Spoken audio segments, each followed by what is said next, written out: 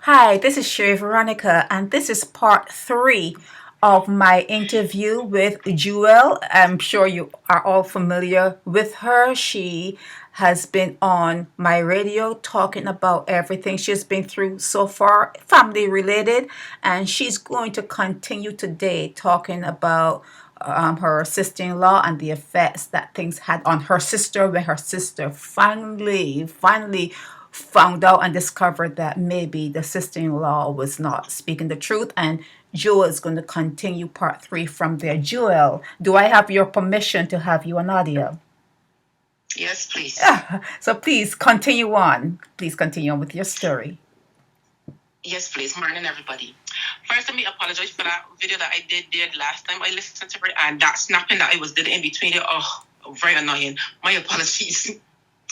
Okay, so after my sister found out the meeting, One in the second. One second. pardon? You apologized for something that I don't know what you apologized for. What happened last time? Oh, we have a delay or something. So the machine. Do you have a delay in the call? No. Oh, I said I apologize for the last video. I listened to it myself, and I realized it was like, I don't know, snapping my lips or smacking them together or something. I So I said it see. was very annoying. So I apologize for that. Oh, I see. Okay, go ahead, please. Go Yes. ahead. Okay. So after my sister found out that my sister-in-law was lying, as I said before, my sister-in-law came home and she said, "Oh, you Juel, you angry, you fighting for Juel." So my sister was upset with that. So my sister-in-law realized then that, my sister found the truth now, found out the truth. So my sister will be able now to clear my name. So what she and my brother-in-law start doing is walking around then and talking my sister's name, telling everybody that my sister fighting for me and she joined me in a lie, all sorts of drama. They even start doing it to the lady who went with me because she's a Jehovah Witness. My sister is a Jehovah Witness, and my brother-in-law is also a Jehovah's Witness. So they start all through the congregation. This man start telling the people all sorts of lies about this woman. The woman said nothing in that meeting. She was there to keep me calm. That's all she was there for, to keep me calm. Anyway, that was in 2010 when everything was revealed. When you read about covert narcissism, they say you don't ever unmask a narcissist. And my sister-in-law was unmasked. So that's when then I come to realize my water is being poisoned. When 2011, the first time I realized something was wrong with our water. Now, before I knew this, my little girl, she was about 9. So she's the one who get the most of the symptoms. She had diarrhea, she had nausea, vomiting, she had the cramping, the pains in her stomach, everything. So going to the doctor all the time, people don't know what it is. They will say it's gastro. Then another doctor said, oh, probably she's making ready to get her period. So, off and on you go to the doctor. What I have experienced and what my husband experienced was the stomach cramping. It sounds like if you put 2 big rocks in a bucket and you shake it, that's how the noises our stomach was making and the cramps. So eventually then one night it laying down and it just come to me, you know what? You try and boil that water. Go and boil that water. And I tell my daughter, don't drink from the tap. I'm going to boil water and I'm going to put it in the fridge. Let it cool and put it in the fridge. So after we start doing that, after a week, no more cramping, no more diarrhea, nothing. So I say, you know what? This got to be my water. I call my sister. I said, Ingrid, go in the yard and tell me if my pipe got a crack or anything. She said, okay. She ain't called back. I called her, did you check? She said, uh-huh. I said, my pipe good? She said, uh-huh. My mind told me something ain't right. So one day now, I called her, your husband home? She said, no. I said, the rest over in the house out there are they gone out to work? She said, everybody out. I gone up there, I went to the yard. You can't see my pipe. My pipeline covered with marl. You put marl inside the yard, so my pipeline covered. You can't tell that my pipe is in that yard at all. So my pipe could have been cut, and I just put marl over it to hide it. So I said, well, listen to me. You tell me that you could see my pipe. I mean, you got me down there drinking dirty water, and you telling me, yeah, you could see my pipe good. She said, because I didn't want you coming here making noise. I said, but you should have said, listen, don't make the noise, but I can't see it. I said, because my child down there sick. I say, my husband sick. Okay? Anyway, I ain't say anything. I continue to boil that water. So look and see how it happened, right? Right after the mask was pulled off of her, quickly saw I was being poisoned. I don't hear drinking shitty water. You understand? Because this is things that people like her does. Anyway, quickly saw then, like years passed, then I got know this water issue with the wastewater and all sorts of things. And I think I told you all from the first beginning how I come to realize that this wastewater is coming down. So let me just tell you all know about the effects of what they did to my sister. People will come there and tell my sister to be careful. Be careful with who in her household. So somebody knew that the brother-in-law or her husband was walking around talking about her. Okay? A woman came there and tell my sister something that the sister-in-law said, but she was like accusing me. I hear your sister do this. So my sister-in-law went and tell the people that it's me who get find out. It wasn't her. It is me who get find out. So my sister did not correct the woman because my sister said she ain't gonna tell the woman that ain't true because she can go and tell my sister-in-law and my sister-in-law can know that she talking. And I was like, but why? It is the truth. Why can't you at least clear me? She is saying she lives next door to them and she don't want no noise with them. Because at that time, he told them he to share a yard. So I was like, but you got to speak the truth for me. Why can't you speak the truth for me? You understand? Anyway, I had a late brother. He's deceased now, named Victor. In 2017 or 2018, Victor called my brother here and tell my brother he want to see us. So my brother then saw me. I think I was coming home. I can't be sure, but I'm more sure I was coming home. And I get out the car, and I hear my brother here shout me now. I mean, he don't speak. He said, Juel. I heard him, but I did not answer. He walked from by his home right to the corner of my sister's house and said, Juel. I look around at it and I said, uh-huh. He said, Victor said, and Victor wants to see me. And he tell me what day we supposed to go down there or whatever for evening. Anyhow, he said, I ain't got nothing against you here. In my mind, I did thinking, you ain't got nothing against me. You carry your wife all through my mother family, all Christchurch, all Lodge Hill, all Cave Hill, St. George, and talk about me. Tell people bare lies about me. But you ain't got nothing against me. But that's what I'm thinking. But what I should have done, I should have asked him, you know that your wife tell lies for me, right? I should have talked with him. But me, my nasty fault, because this is my biggest fault. When I done with you, I done with you. Full stop. You understand? Mm-hmm. But I should have made a conversation. I should have asked him if he knows. And I know he did find out because my sister told me that after that meeting, he came home and find my sister-in-law talking to the same Rasta girl that I mentioned earlier. And he quarreled. He said, wait, you want to learn a lesson? You see what we're talking get you? You want here? So my sister said, listen, he knew that she was lying. So why he joined, she know what, still doing these things, I don't know. Anyhow, we went to look for our brother, Victor. And Victor tell me we're going on with he. And he said he's still having to beg people to come and do things for he. His girlfriend said, well, look, call your families, your sisters and your brother, and they help you out. So done. My brother will go and carry him to the doctor. Then he will call me and Greg will go and carry him to the doctor. Any little thing he want to do, we will go and do it. Then one day, I remember sister also work close to him. So we will go cross out there and sit down and talk with him. And I carry my little girl to lesson. I will carry my little girl to lessons and then go down there and talk with him. Everything was good. One day, a question now, I call Victor. Every time I ask Victor something, he answered short. So I said, something messed up. Now, before, Victor had told me to bury him and get his house. I was like, why would he feel I got the money to bury him? But my brother had told him that I thief my father money and build my house. So even him thought that I had my father money. Okay? Anyway, I called my brother, I called Victor. Victor answering me short. I tell my sister, look, something ain't right there. Something ain't right. I said, anyhow, the next time we working down there, we go and shout him. So that we went cross. Usually he would open the door and let us come in, so he would sit down and talk with me. This man just unlocked the door. I went to the back of the house. We up in the front house, and he to the back of the house said, no, face looking like a devil. I talk about face that wicked. He started off with my sister. You sisters in the damn good. Then people wicked. You need to go and look for a different church to join because they're wicked and they're liar. I had one come about here and I get rid of Ree and this thing next day. Because my brother went on there, tell Victor that the woman went to the meeting and tell us for me. That woman ain't open she mouth. All that woman do is tap me on the knee every time she realized my hair getting hot. She tapped me on the knee and said, calm. That's all that woman do. That woman said nothing more. Okay? So my brother lambasts my sister because she's a witness. But he didn't really want to tell my sister. That message was not for my sister. It was for me. He didn't tell me because he know Juel will cuss you off. Ain't going to tell you nothing. You understand? Ain't going to try to reason with him. And I sat there with my mouth shut because I know if I open my mouth, he going to get it. Anyhow, one day he called, he tell my brother out here, tell Ingrid to call him. When Ingrid called Victor then say, well, he can't talk now because somebody is there.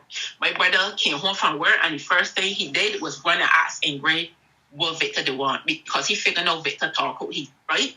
Anyhow, Victor called my brother and tell my brother carry him to the doctor. My brother here didn't want to carry him to the doctor. He went and showed my sister and asked my sister if she don't want to carry Victor to the doctor. My sister don't have a car. My sister don't have a license. So he wanted her now to tell me. My sister didn't tell me because I don't feel like we'll go anyhow. Anyway, he ended up carrying Victor to the doctor. He had to pay Victor medical bill because all receipt Victor had, they gone. Because you know when you got prostate cancer, the doctor about here just milk you. And then when they realize that you ain't got no more money, drop your day feed thing. So then that's what happened.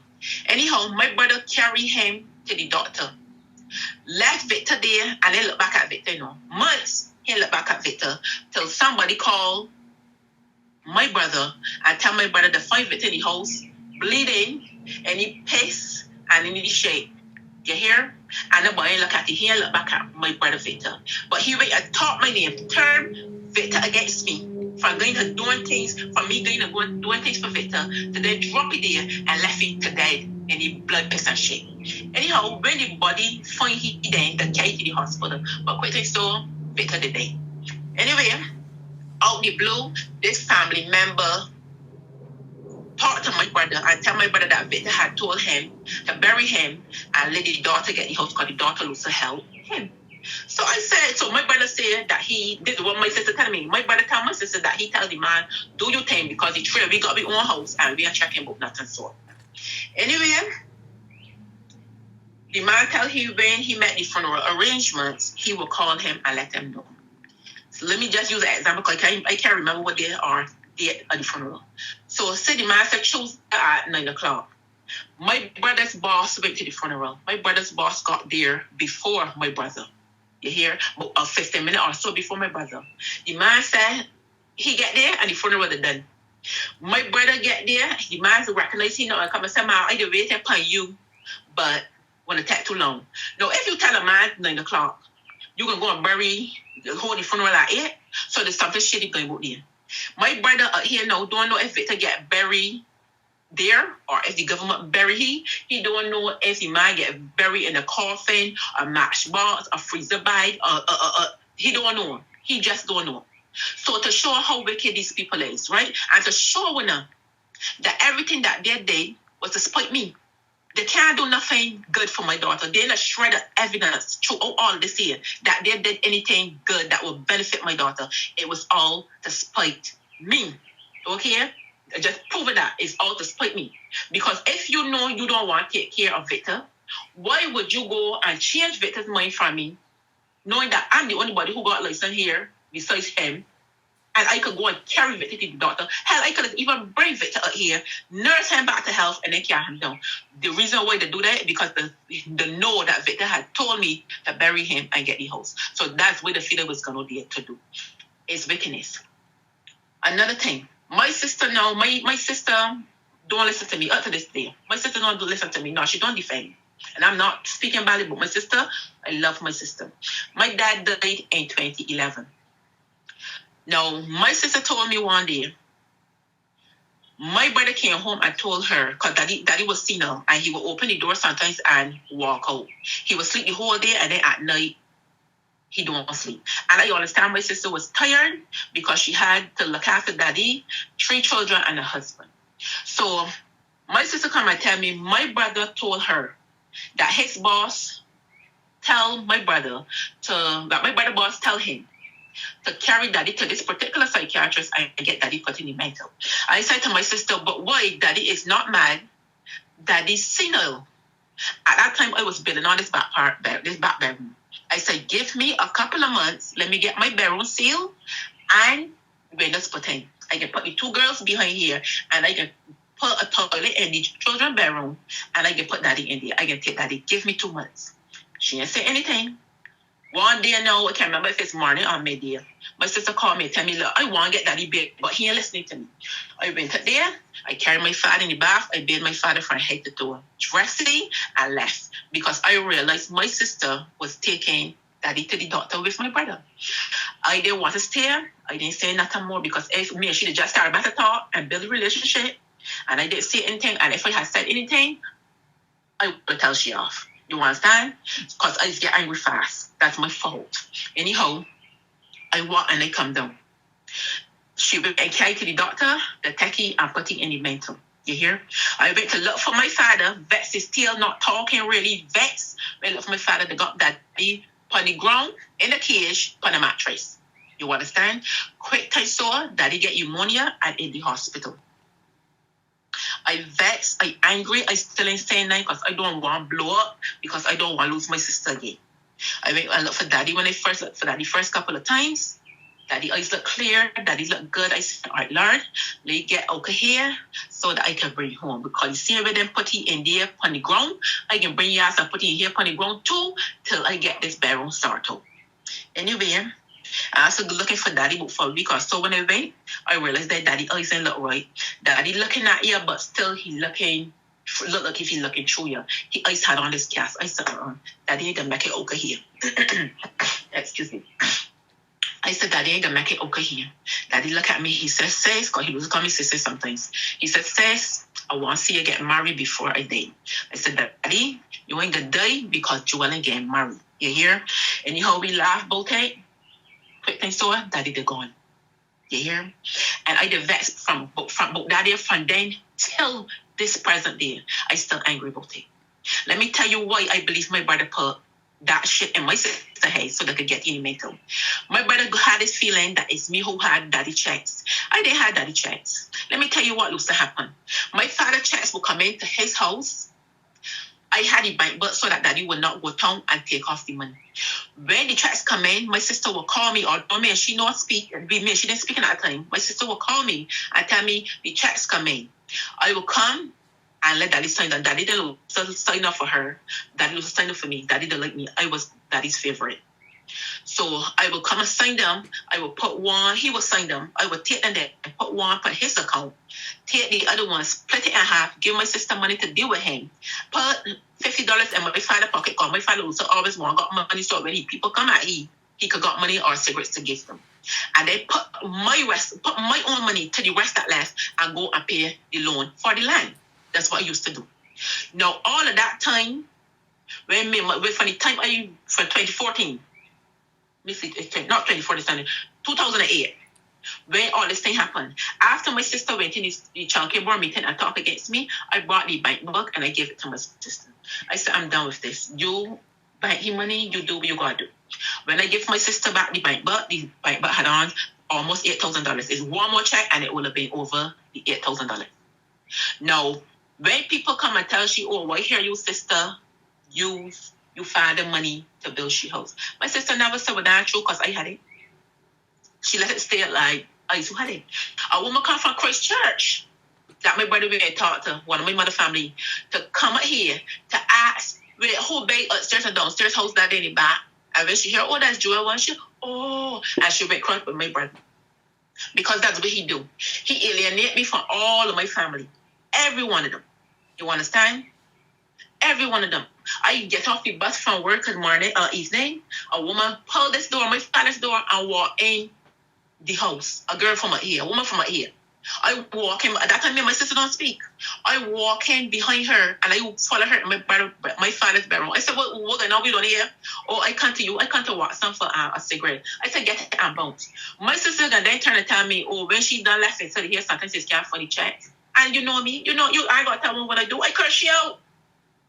I curse you out. Because you hearing people saying that it's me who got my father checks. You aren't saying nothing, but you gonna let horse trader walk in your house to take out your father checks. So you put a stop to that. I tell you, girl, don't come back. Don't let me ever come here and see you back in here. And I put a stop to that. And I even quarrel with my father. You understand? And I tell you, don't let me catch you. Don't act our foolishness neither. You hear? So all these things is the reason why they do these things. They do these things to spite me. They ain't got nothing good for my daughter. There's nothing good that these people will ever do for my daughter. Study it. Mm-hmm. Whatever I tell them thus far, show me the good that they do for my child. Everything that was done was to me. You hear? To spite me. My child is grown and out of my house. Why you want to still say I don't want to stink your water for me, the waste water? For what reason? Let me tell you why. Because this is what narcissists do. Your pain, this gives them pleasure. So when they do certain things and I quarrel, the people around me, the flying monkeys, they will say, oh, she always troubling them. Or she always making noise. So they will get to sit down and look pretty and innocent. And I'm the idiot who don't hear quarreling. So after I learned about the flying monkey effects and all sort of things, I kept my mouth shut. And for those who don't know, flying monkeys are the people that narcissists, covert narcissists in particular, that tell things about me. You remember I tell Winner, she did telling me that people come and talk about me. She did telling these people things. So these flying monkeys then will go and spread it. Eventually, everybody up here hate me, and all these flying monkeys put the place, and I use one banana in a ring. You understand? That is how it is work. You understand me? Yes. The types of people that are flying monkeys are like this. Followers. They got some that they will just follow. They will look at her, because if you see her, you won't believe nothing that I said. Because this woman looks so innocent and she just pretend to be shy. You understand? She don't talk a lot. She is never loud, always soft spoken. You understand? So people gonna think instantly this woman is nice. So then people gonna follow she. Then there's the other type.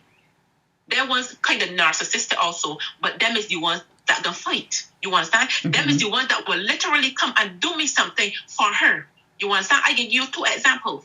The woman like directly next door to my father. She used to open her gate and throw rocks out in my road. I used to always see a rat there, and I was like, where are these rats coming from? But one morning, me and my husband up early, and we carrying chickens up the hill to get killed. When we passed, no rat was there. From the time we came back down, a rat was there, and her gate was open. You understand? It was unlocked, so you could hear the rain flapping it.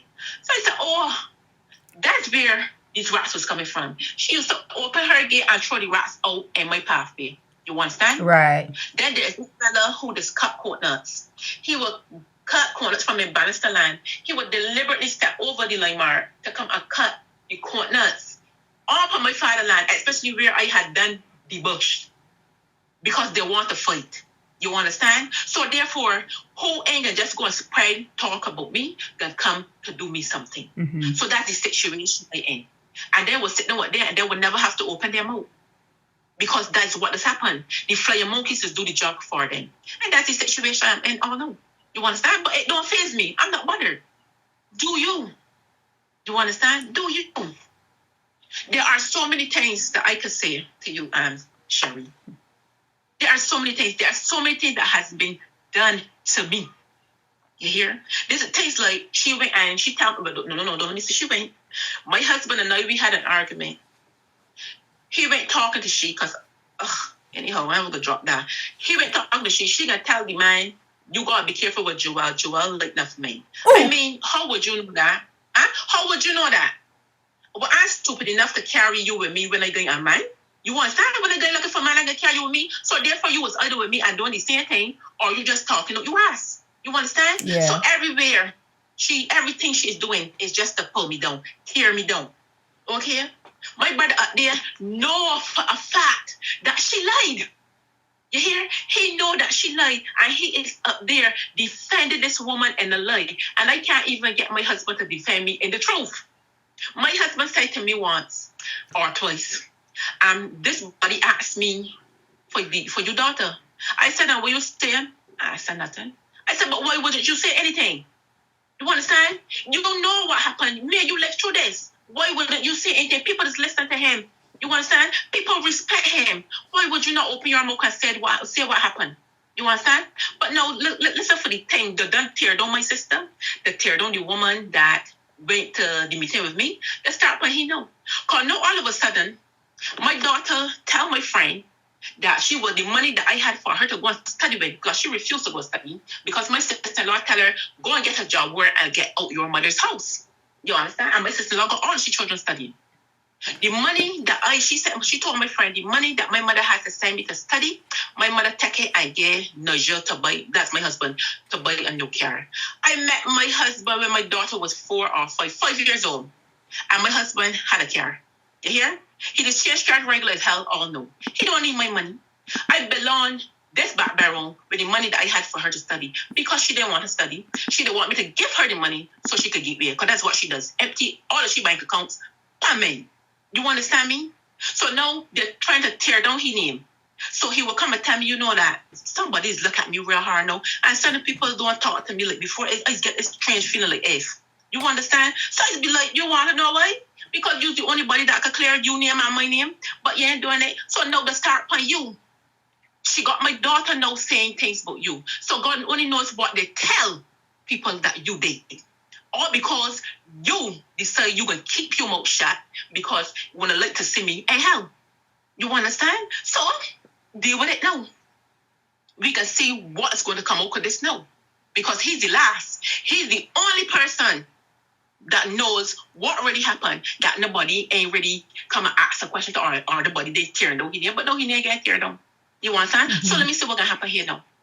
But is that I think that's a Barbadian trait, because sometimes I have known of many occasions where something happened and you would think because the person is your family or a good friend that they will warn you. They will say, you know what? Somebody said they're coming down there to do something to you, or somebody came here asking. They wouldn't warn you. They would know something is going down with you and they wouldn't tell you. They wouldn't give you a heads up. Why is that? Why is that? I don't understand it, but you say, damn me, let me tell you something. My sister's husband just walk around and talk about his children. He 2 boys. I will glad for boy children. You hear? This man just walk and talk some all sorts of things about his boy children. My husband can't one day and tell me, yo, that man don't like them boys here. They're talking barefulness about their children. He said, anyhow, I get in that. So I pick up the phone. He said, Joel, don't say nothing. Don't get in that. I said, really? I call my sister. You aware that your husband up there so telling the people shit about your children? She said, yeah, I can hear you. I did hear you in there. I call in my children. I said, that's all you do? I want to blind here curse though. You understand? Mm-hmm. You talking shit about my children? So that's what I would do, because I just defend my family. Right. You understand? Right. I would defend my family, but these people that left me out in the cold, and this was something that I was enjoying for a time. It's a trait, Juel. That's a trait. It's a trait, because I see it in a lot of families in Barbados. They will know something is happening, and instead of saying, no, that's not my sister, or no, that's not my friend, she wouldn't do that. I know her. I went to school with her. She was with me. Even when you said that this thing happened, we were together. They will not. They will just say nothing. Nothing. It's a trait. Correct. We went to primary school up here together. Let me tell you something. They had a fellow named Lawmers. He did beat him, my brother. You hear? My sister stand there watch. My sister do nothing but Joel jump in. You hear?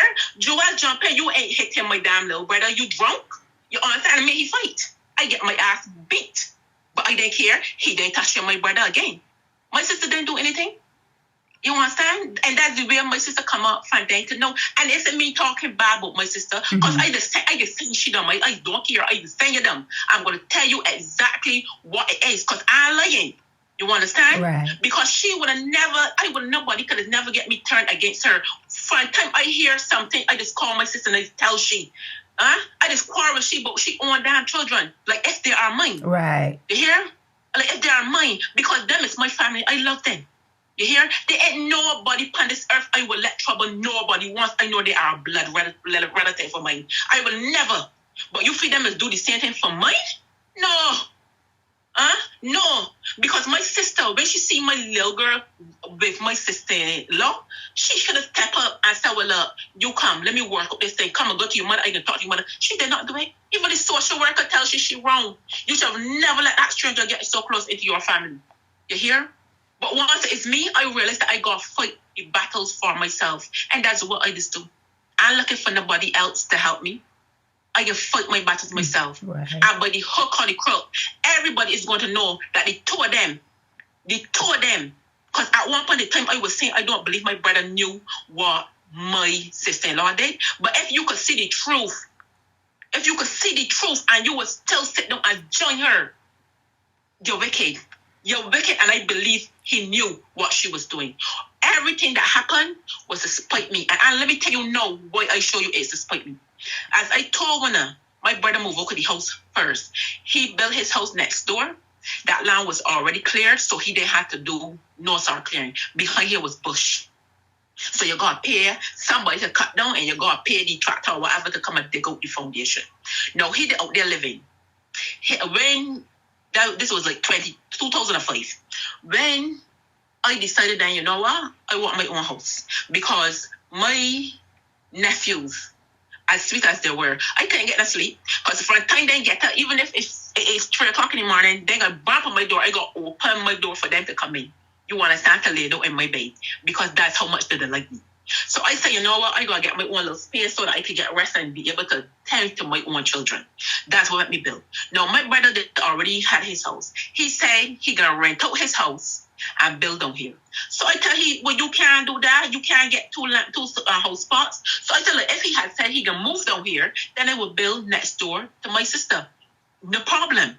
You understand? But he wanted to rent out so that he could get 2 house spots. So I said, no, you can't do that. Because we didn't even know what part of the landmarks is. You understand? Yeah. At that point, because I ain't been with a plan, he ain't been with a plan, and they don't much people up here build with plans. Because we're in the country. You understand? So I just built my house and live. He had his house before me. I wasn't jealous. In fact, I was talking to a guy when he was building his house, and the fellow was changing his windows, and I get the fellow to sell my brother their windows cheap. Because I grudge you.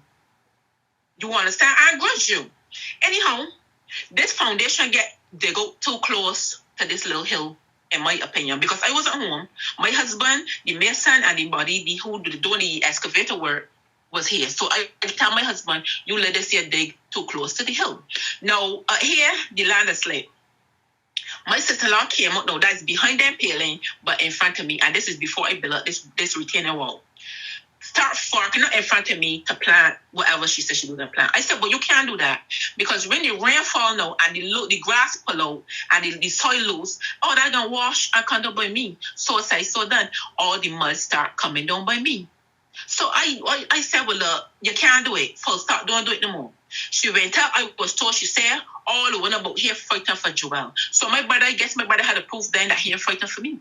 You understand? Yeah. She came out here, I tell you, she came out here and she destroyed this entire family. Because my brother text she and Cassie all through my mother family. You hear? To talk about me. None of them don't call me.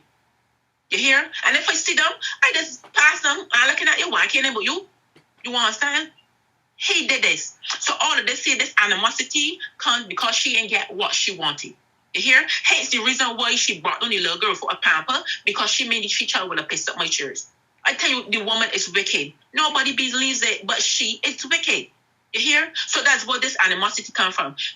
Then Warren took a house before he said he moving back behind here. If he had said he moving behind here, he would be behind here, and I would be up front. And I could guarantee I didn't stand no water upon them. Because if I done with you, I don't study you. You become invisible to me and non-existent. I don't check for you. You understand? But they got to do all these things. You care for my child so much, but you got to do the worst to she mother. What are you trying to prove? Nothing that was done was beneficial to my child. You hear? Nothing. As for my brother-in-law walked through the Jehovah Witness, all the men he get, and he tell them that Ingrid don't listen to he, and Ingrid don't aim with he, no, because she following she sister.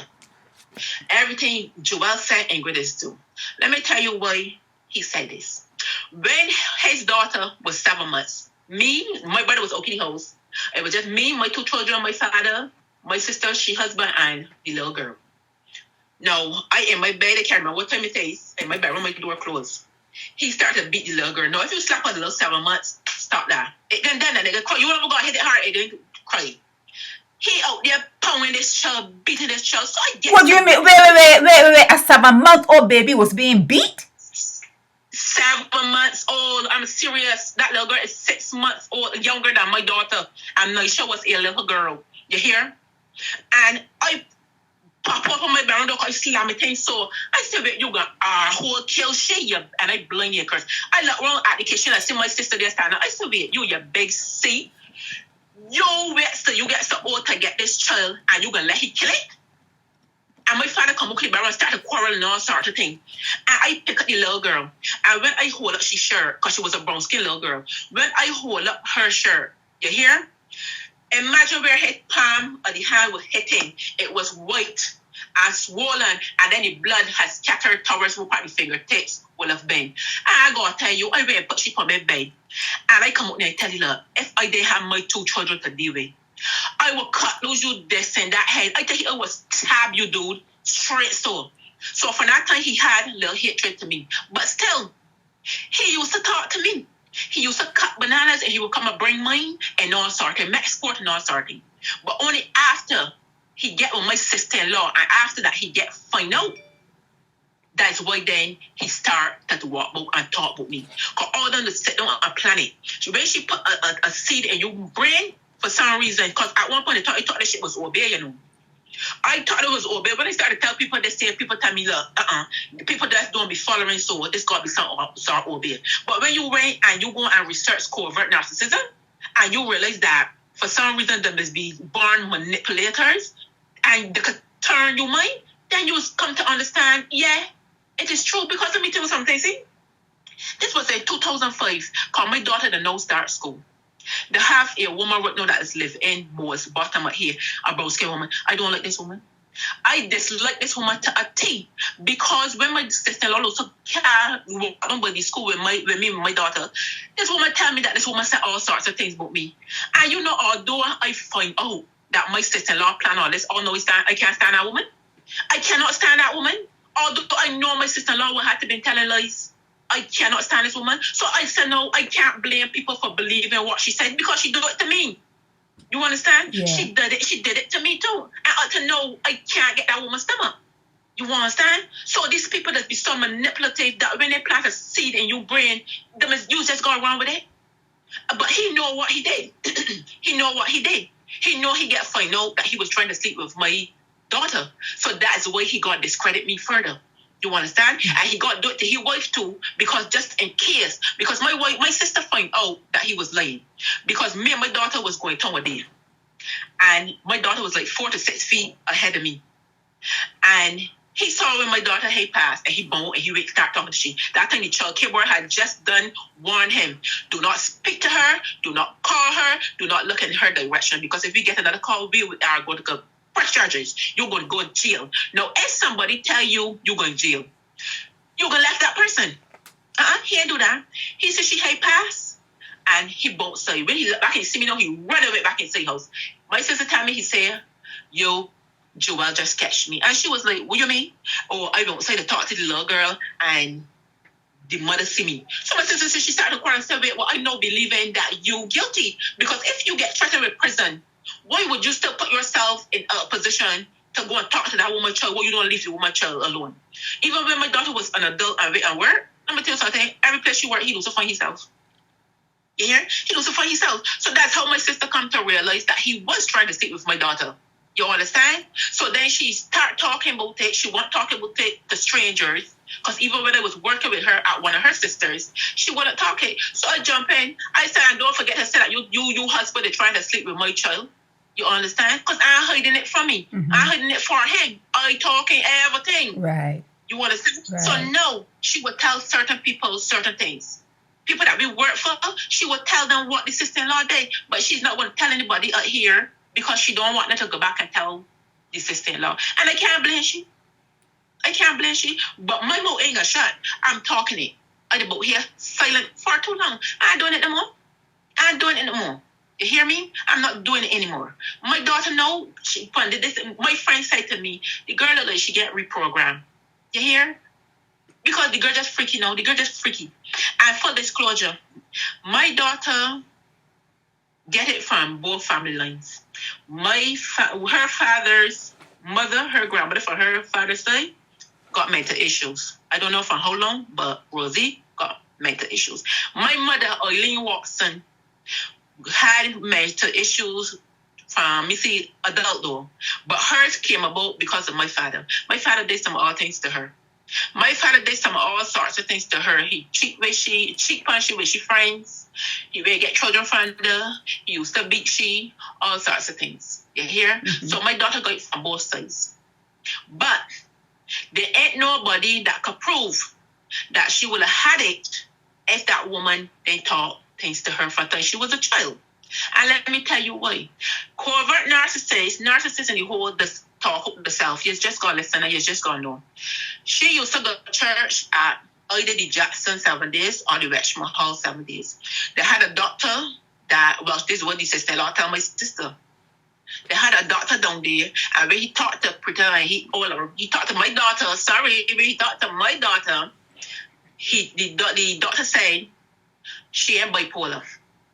Okay? She tell my brother, so my brother hear that my brother don't want to go and talk to the doctor. My sister-in-law refused to go back to the church. You understand? She wait a whole 3 or 4 months before she went back, like when my brother forget about it. Anyway, the same way she went then and she tell my sister that the doctor say my daughter ain't bipolar. Let me tell you something, right? She could say so. You know what she could say so? Because she know what she did. She know that my child ain't really bipolar, or my child became bipolar after she was in my daughter's ear. You hear? That's what she can walk book and tell people my child ain't bipolar. Because she know what she did. They had a time my daughter was in hospital. My little girl answered the phone. She called me from the hospital. My little girl answered the phone. And I listening to hearing from my daughter to say, well, hold on. So I said, Nisha, who was that on the phone? Nisha put it on speaker and said something like it wrong, my sister. I hear my daughter the same time saying, Nisha, are you being hurt? Do you need help? That means the same words that my sister-in-law used on my daughter the first time she had a nervous breakdown. She repeated the same way. So at that point in time now, she was like, I think about 20 or 21. I get cruel. I get tell when I handle that situation good. Because I thought she stopped calling my this and that phone. I sick and tired of you. I sick and tired of you. And let me tell you why she called my daughter to ask that question. As I tell one of them, my little girl, they hate me. When Nisha was 3, Nisha started doing the same thing my first daughter used to do. She would look at me. She would stand in a corner. We had 2 TVs in the house. They won't come in the bedroom and watch TV with me and my husband. So all we used to go there out in the front and watch. And 2 of them on one chair scotching, one single chair, 2 of them in scotching. And my little girl be glaring at me and she looking at me. When my daughter was in her hospital now, she would come home from school, she father at work, then she just stay sitting down. I said, you ready for something? Eat? She answering, she would just she saying yes. She would eat, she would sit down and watch TV. So I said, I can't get this little girl to talk to me at all. I take a leaf, I ball it up, I throw it at her. She didn't see that first one. I take another leaf, I throw it at her. It hit she look at me, I run in the bedroom. She take it up and she hit me with it and she ran. And we did that for over a week. You hear? One day now after we being so tired and fly, I gonna lay up on my bed. I said, girl, I'm real tired, I ain't able. Now she dropped down next to me. She said, Mommy, I know you was so much fun. I like you now. I gotta tell you, my heart hurt me. You hear? I hide because tears drop up my eye. I didn't want you to see me crying. You hear what I tell you? All of these things that my sister-in-law was putting in my child's head, my child was putting it in the little girl's head. You hear? This is not life, Aunt Sherry. I swear upon my life. I swear upon my little girl life. You hear what I tell you? Everything I say to you is the God's gospel's truth. Ain't a lie. You hear? It ain't no lie. And that little girl from that time, that little girl will come and tell me everything her sister say. Because Nisha is a different personality. You can't get Nisha. She would have had to be constantly in her ear. But the break that I got is because my daughter spent months after months in the hospital. You hear? My daughter would come home from the hospital then, and instead of sleeping in her bedroom alone, she would call the little one to sleep with she. So then my daughter would come and ease and tell me, my sister said this. The last thing, one of the things my sister, the little girl come and tell me, she said, my sister said that auntie sister-in-law said you don't like me. I said that I don't like you. She said yes. I said, Naisha, you believe that I like you, right? I said, you believe I love you? She said yes. I said, tell me how you know that I love you. Now, Naisha born with a normal nose. And then the nose start to swell. Naisha has something that called a hemangioma. In her nose, the blood vessels in her nose knotted together and formed like a tumor, a benign tumor.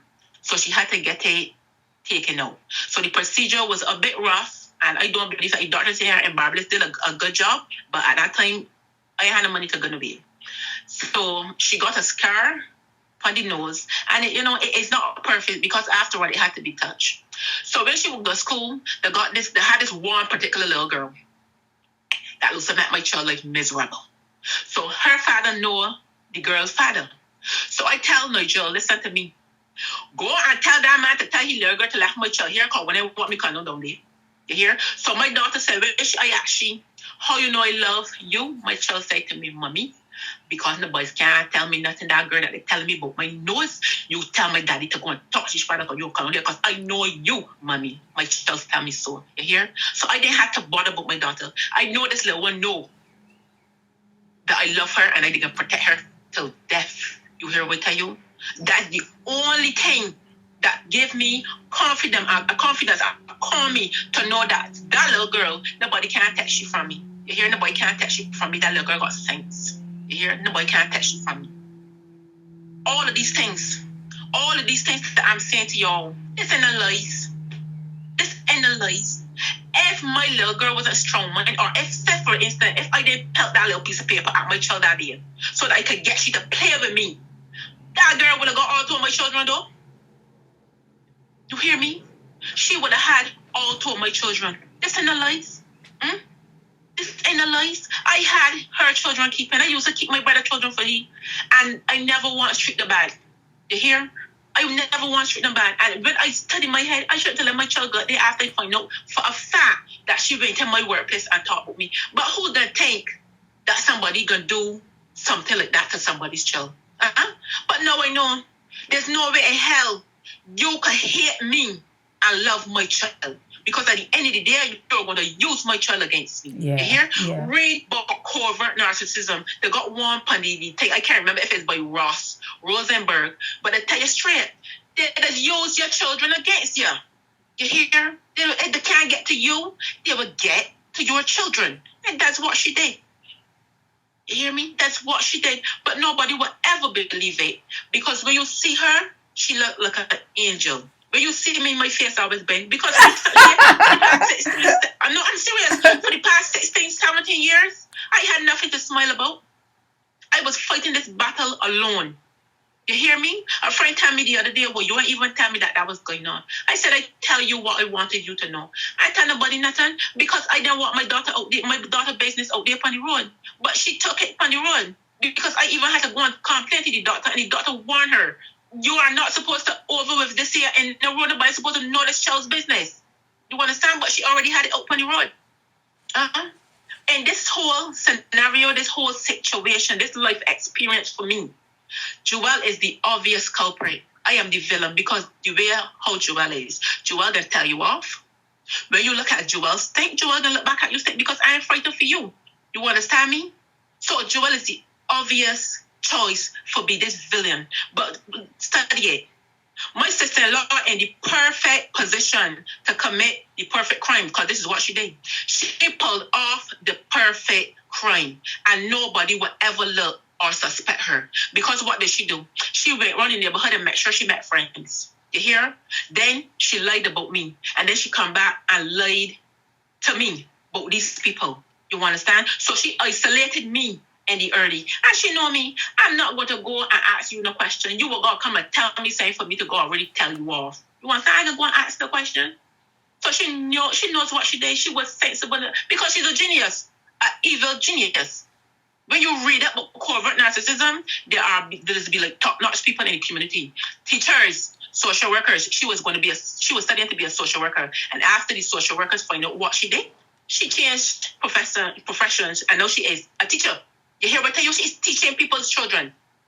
People like pastors, pediatricians, them sort of people, so them is trying to portray themselves as caregivers. You understand? So nobody would never say that this woman do anything so. Huh? She was going to be a social worker. But as soon as she was found out, she changed it. She going to cheat. She going to teach. You understand? No, she's a teacher. She in young, developing minds here. You can't believe that foolishness? Huh? But take it easy. Take it easy. Want to underestimate me a lot. These people up in here, they underestimate me. My brother and her, they underestimate me. You want to think that I ain't learned? Anyhow, I took a recording into the hospital, and I recorded my daughter. All my daughter confessed. At this point in time, this is one of the times when I had done with my daughter. I had finished. I refused to go and look for my daughter. She was about 21. I went up to the hospital a time looking for her, and I don't know. I was on the brink of having a stroke, and I did not know. Imagine I walking around with weeks with this headache, a pain going from the top of my head straight down my neck stiff, fingers numb. I did not even know this is the symptoms and the signs of a stroke because I never checked it out. I just knew that I was under stress. You hear? And my eyes blurry. I don't know. Somebody tell me that I ain't blinking. All sort of thing. Then the doctor look at me and said, "Look, you all look right." That time I driving. You hear? I driving there to look for she. My blood pressure was so high. I was literally a dead woman walking. That's one of the times Jehovah had me up. You hear? He's the body who made me come to this point now. Because I was a dead woman. You hear what I tell you? And I did not know. I lost weight. People look at me and say, "Wait, well, you get very small." And I say, "How I get small? I look the same way." Because I know. You hear me? And the doctor said to me, "One of these days, you're going to got to say, well, I'm done." When you realize you put in your all and you can't do no more, you're going to got to let her go. You know why? She's going to do what she feels like regardless to if you are there or not. And if you study this and you take this on and you die, she can still do what she got to do. So eventually, when you realize that you've gotten her to the point where she is a woman and what's not, and you have to let go. And I come home and I cry. You hear? I cry. I spend days crying. Till eventually I say, "You know what? Fuck this shit." And I did done. Mm-hmm. You hear me? I did done. The hospital called me. I said, "Don't call me. I'm not coming." Because my daughter looks doing real good. Then I will hear my sister-in-law down there carrying food. They quickly saw she back in hospital. That time she had a boyfriend named Shaquille. I said, "Shaquille, my sister-in-law is coming out there." He answered. I said, "I asked you a question. She's coming out there?" "Yeah, she's brain food." Quickly saw my daughter back in the hospital. You hear? But why would she spend months on end in the hospital? It's not so she was physically ill. This is what's happened, right? She will start taking her medication. And when the medication is fully out of her system, she's got like this manic stage. She will spend all she money. She will do everything exciting. She'll be and then she'll be crash. Right? Okay. Then she will crash. So when she crash, then she's slow. She don't know where we're going on. She can walk the road as a madman and she ain't gonna know she do it. Oh, okay. So at that stage then, that's when she's back in the hospital. And depending on how long she was off she medication, then gotta treat her till the levels go back to normal. You understand? Right. I hope I explained properly. Yes. So that's why then she would spend 3 months, 5 months, 4 months, depending. And then they had a time where she would not take the medication. She would pretend that she's swallowing it, then go in the bathroom and vomit it up. So when the check she level, that one time she was in there for 5 months. When the doctors checked the level, then none of the tablets stay in the system because she not swallowing them. So I had to wait and sign a paper for her to get the injection. Now they had a male doctor, the only male doctor on that ward. And I realized my daughter would look at this thing of any question she asked you, "How you doing?" This and that. She would not answer. So I was like, what going on? I said, what happened? Why you acting like that with him? Nothing.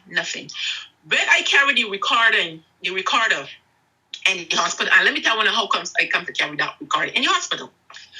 As I said, I did that with my daughter. And the nurse called me 2 or 3 times and I said, "I'm not coming. Don't call me no more. I'm not coming." Anyway, one of the nurses then, this is one of the nurses that also carried me in scruffy before they find out what the sister-in-law did. She said, "Mom, I know that you're going through a lot. I know that you went through a lot and you still got more to go through. By the end of the day, she got to get some stuff. She need clean clothes. Something she brought her here indecent. You got to come. I the vex, but I ended up going. When my daughter see me, my daughter burst out in tears. You hear? My daughter started to cry. And I started to feel it now too. And I started to cry. You hear? And she talking. I said, all right, you rest. You don't hurt your head. And I sit down there next to her. And I girl sleep the whole time because she was in there. Although she don't like me at that point. And I think she just still want to see me. Because she know then Joanna coming back at there because Joanna had done. So she wasn't sleeping.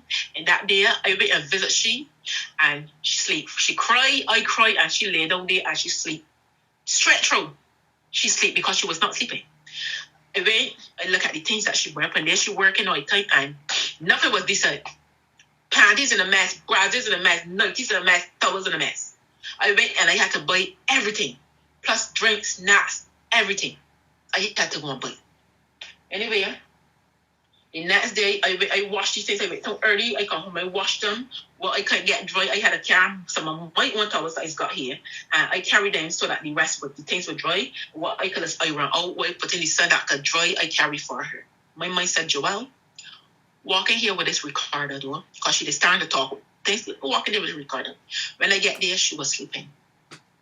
So when nurses come away, she would tell she will food and soon come so you can go and get them. She went to the bathroom. I take my voice recorder and I turn it on.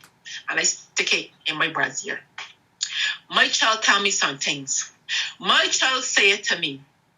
She come back, she cry and she said, Mom, I sorry, I don't know why I do these things. I tell so much lies on you.